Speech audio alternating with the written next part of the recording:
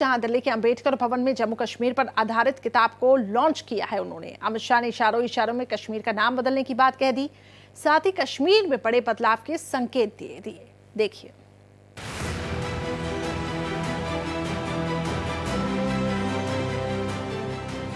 जम्मू कश्मीर भारत का मस्तक है।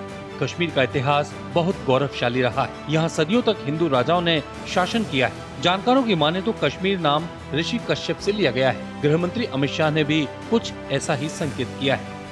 हम सब जानते हैं कश्मीर को कश्यप की भूमि का भी नाम से जाना जाता है। शायद हो सकता है कि इनके नाम से ही कश्मीर का नाम पड़ा होगा।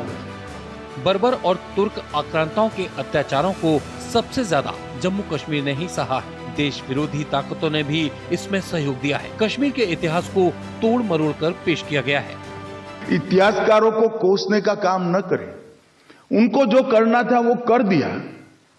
हमें अब कौन रोक सकता है?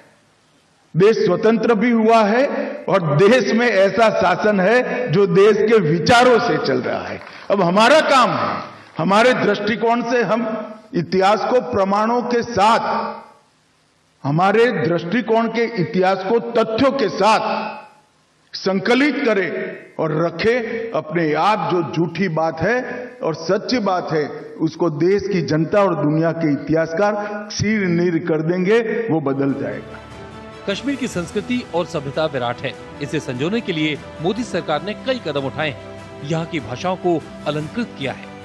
हिंदी, संस्कृत, अंग्रेजी, इसको भी नकारा नहीं, परंतु इसके साथ इतनी अल्प संख्या में बोली जाने वाली सभी भाषाएं, कश्मीरी, डोगरी, बाल्टी, लद्दाखी, जंस्कारी, ये सभी को शासन की स्वीकृति देकर, शासन की भाषा बनाकर, शासन की भाषा का पत्राचार का विकल्प बनाकर एक लंबा आयुष्य देने का काम हमारे प्रधानमंत्री जी ने कहा है, किया है।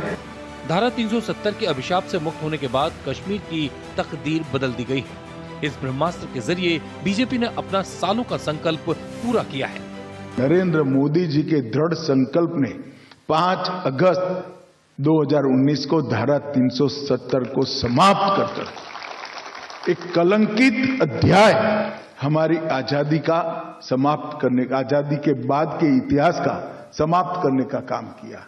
और वहीं से कश्मीर का भारत के साथ, बाकी भारत के हिस्सों के साथ ही विकास का अध्याय शुरू होता है। गृह मंत्री अमित शाह ने दिल्ली के अंबेडकर भवन में जम्मू कश्मीर और लद्दाख थ्रू द एजेस पुस्तक को लॉन्च किया।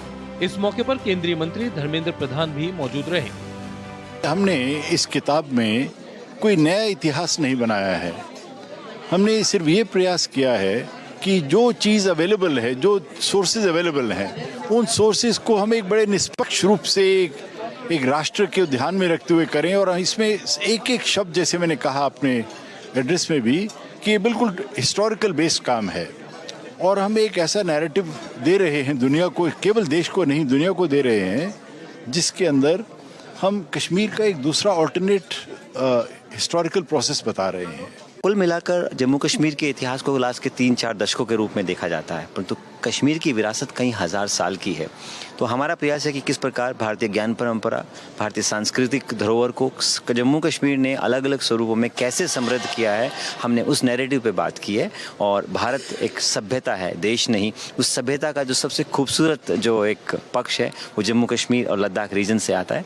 तो राष्ट्र के इस योगदान में जम्मू कश्मीर और लद्दाख का जो एक ऐतिहासिक हिस्सा है उसको डॉक्यूमेंट करते हुए हम लोगों के बीच लेके आए। और निश्चित रूप से ये बहुत ऐतिहासिक डॉक्यूमेंट होगा। पिछले कुछ सालों में कश्मीर की तस्वीर और तकदीर दोनों बदली है। कश्मीर मुख्य धारा से जुड़ रहा है। ये संकेत है कि जम्मू कश्मीर का मुस्तकबिल सुरक्षित है और समृद्ध भी। ये किताब जो इतिहास को अभी तक हम लेकर चलते थे, जो देखकर चलते थे, जो इतिहास भ्रम में डालता था, उस इतिहास को सत्यता में बदलकर ये पुस्तक सबके सामने लाती है। भारत एक्सप्रेस के लिए कैमरामैन शरद बारिक के साथ कोमल शर्मा।